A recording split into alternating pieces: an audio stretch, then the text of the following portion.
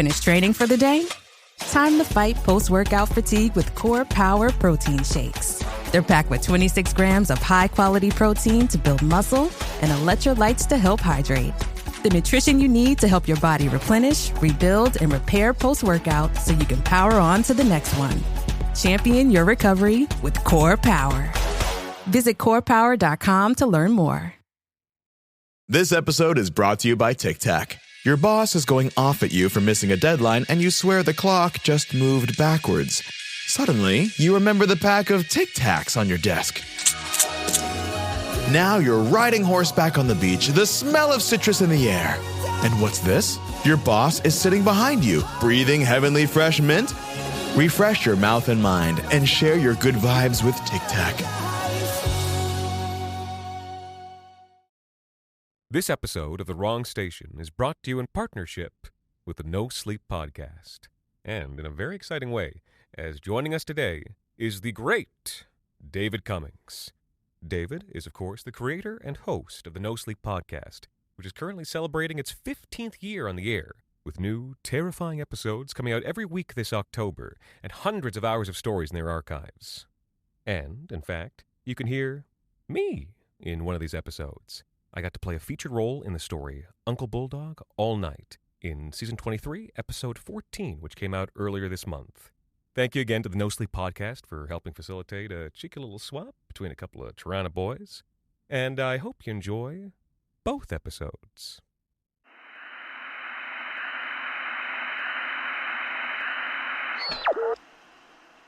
This October, The Wrong Station celebrates a decade of dread. You can read the show notes to discover terrible new ways to celebrate with us.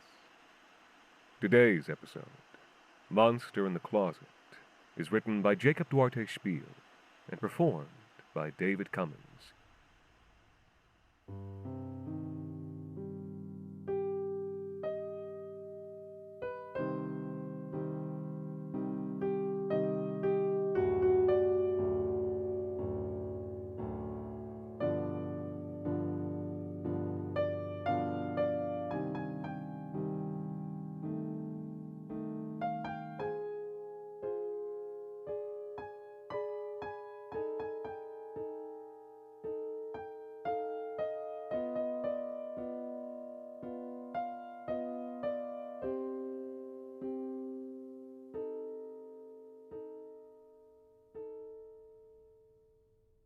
I think it happens to every kid at some point.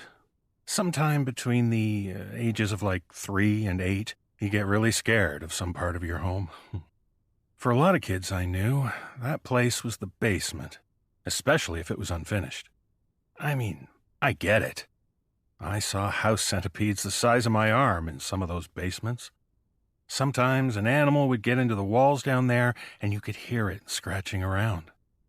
Try sleeping with that noise rattling around in your 7-year-old brain. Other kids, they were scared of the attic, especially if it had one of those doors that swung down from the ceiling. I had one friend pull the attic door down for me when I went over for a sleepover. The springs in the door mechanism were so old that they made this loud twanging noise when the door swung down, like someone cutting strings on a piano. The attic was pitch black, so the doorway was just a dark rectangle. We couldn't see anything. We all dared each other to go up, but nobody did, and none of us slept that night. Basements and attics and, if you were me, my bedroom closet.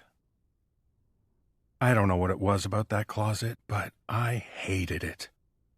Oh, during the day, it was fine.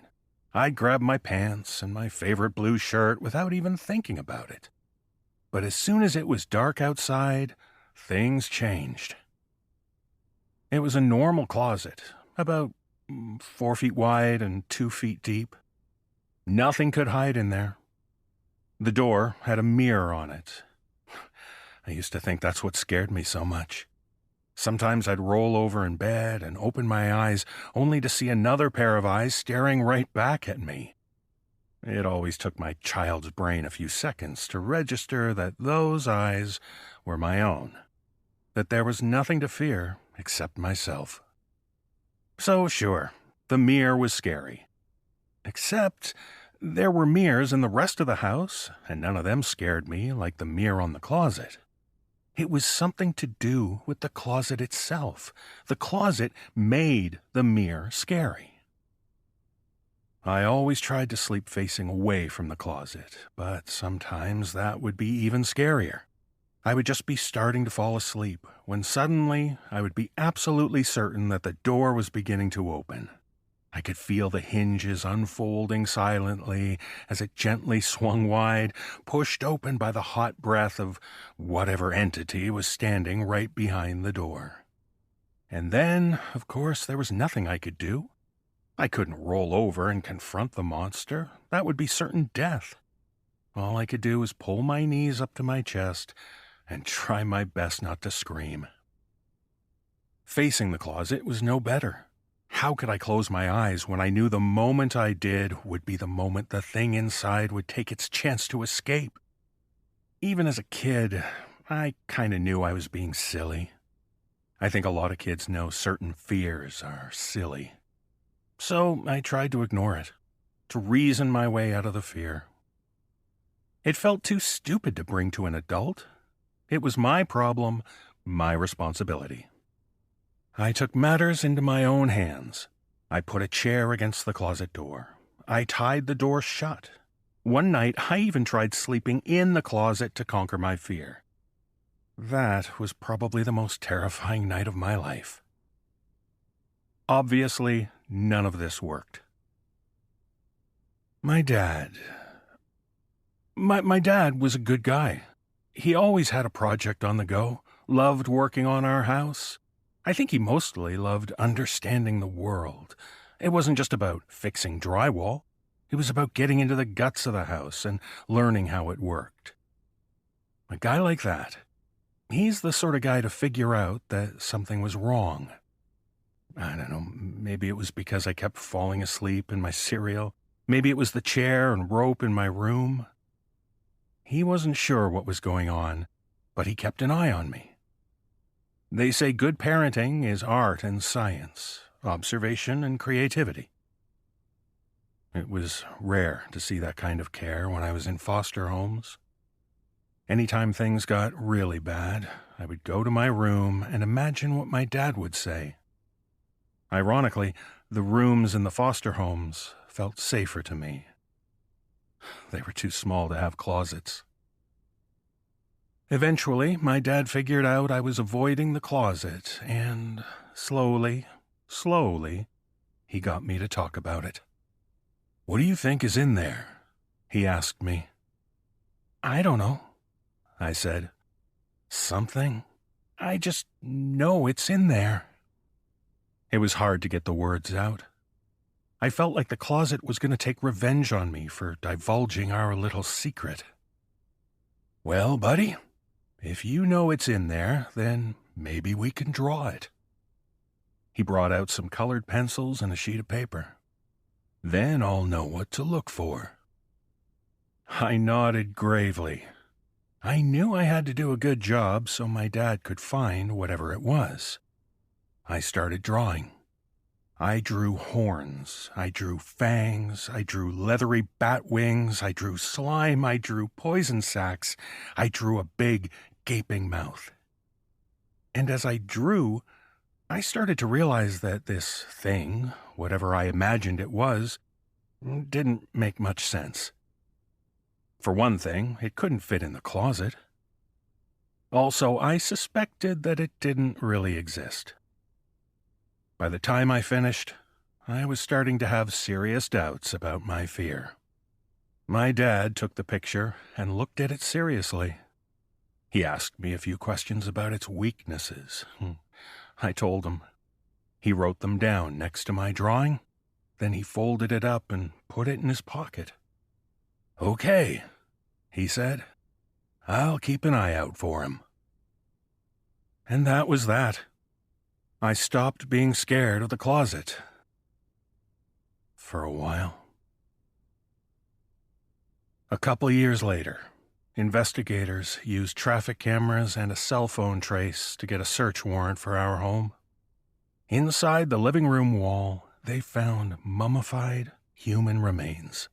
They found more remains in the ceiling, some under concrete in the basement, a ton in the backyard.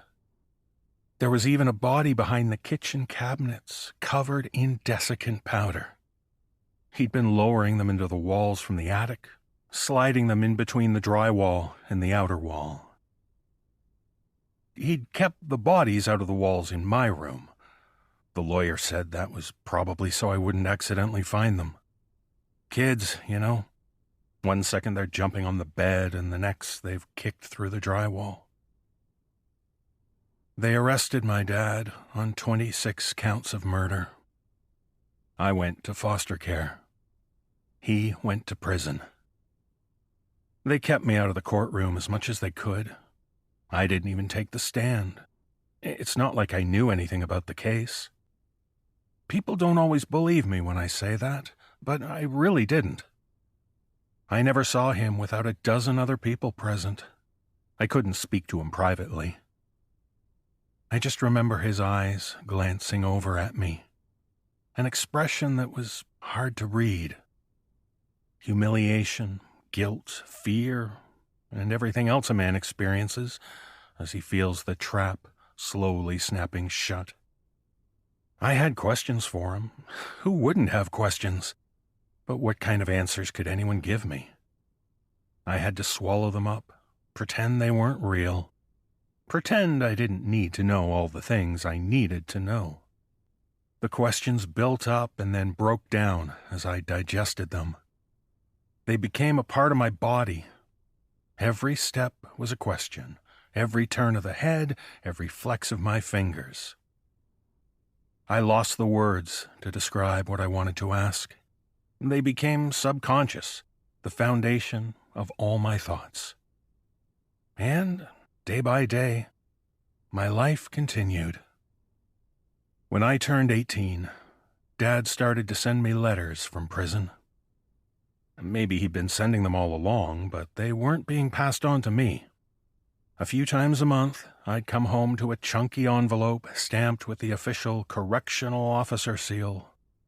The letter inside was typed by someone in the mailroom, working off my dad's handwriting. I opened them, but I could never read them. I'm not sure how he got my address. I never replied, and the letters stopped after a decade. I think he decided I wasn't reading them, that I never would. I went to school, thought about being a cop, thought twice, and ended up doing admin stuff at a hospital. It felt like a safe place to be. Nobody asks the admin about their past. A few years later, I meet a girl, Shelley, and for the first time, I don't feel sick to my stomach about connecting with another person. I keep the story from her as long as I can. My dad killed a bunch of people, and I still don't know why. Isn't really first date material. But there's only so long you can keep something like that to yourself before it feels like you're lying. And she was shocked, but she got over it. She didn't see his darkness in me.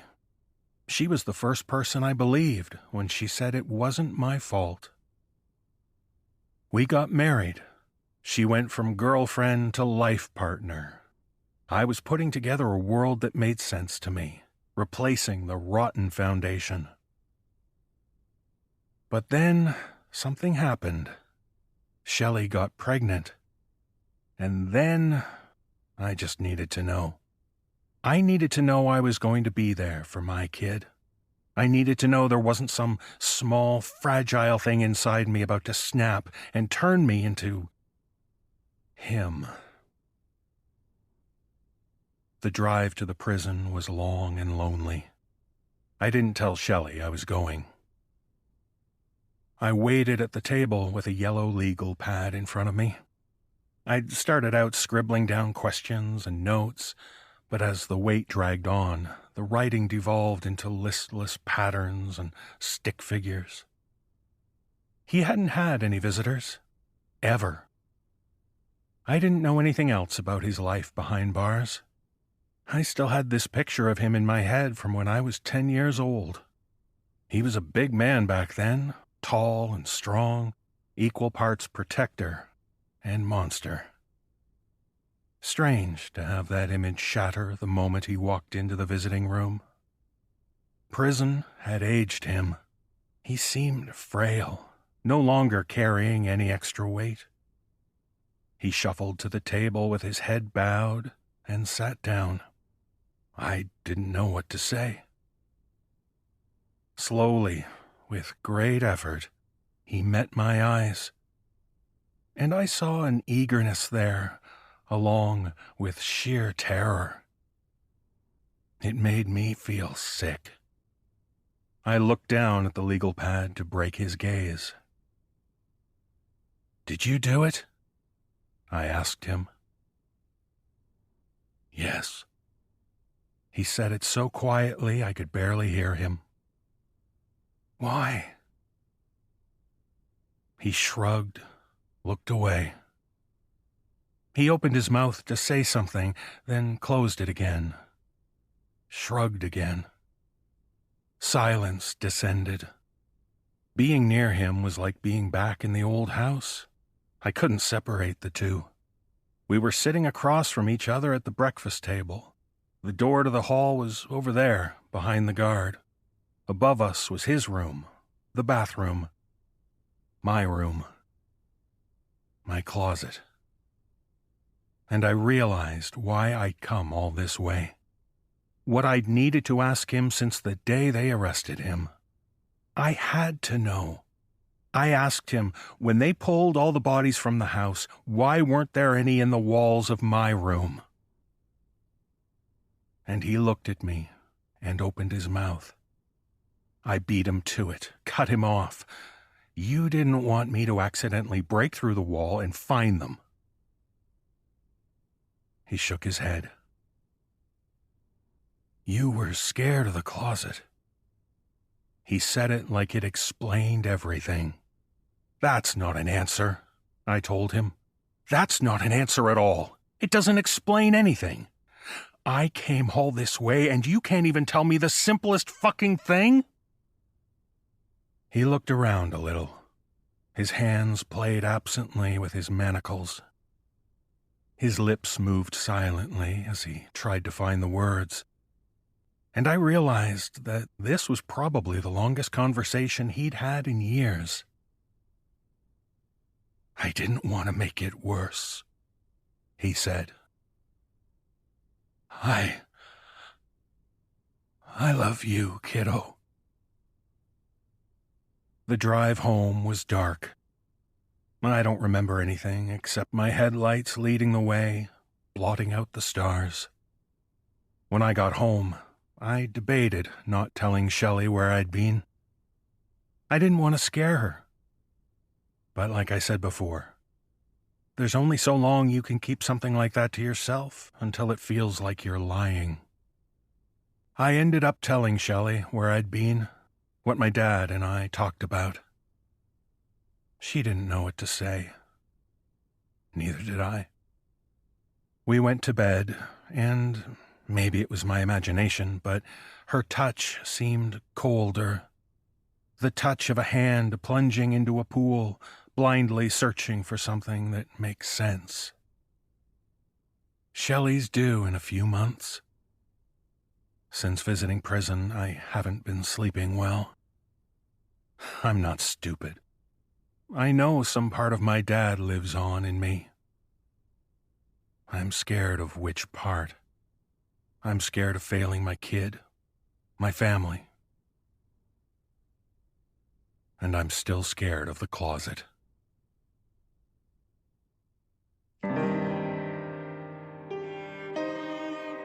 The Wrong Station is made possible with the generous support of our listeners on Patreon. Join us today at patreon.com/The Wrong Station for bonus episodes, behind-the-scenes content, ad-free listening, and additional goodies celebrating our decade of dread. The Wrong Station is co-produced by Alexander Saxton, Anthony Botello, and Jacob Duarte Spiel, with music composed and performed by Alon Citrin, and arranged for the viola and performed by Viola Schmidt. You can follow us on social media at The Wrong Station, or email us at thewrongstation@gmail.com. And until next time, thank you for listening.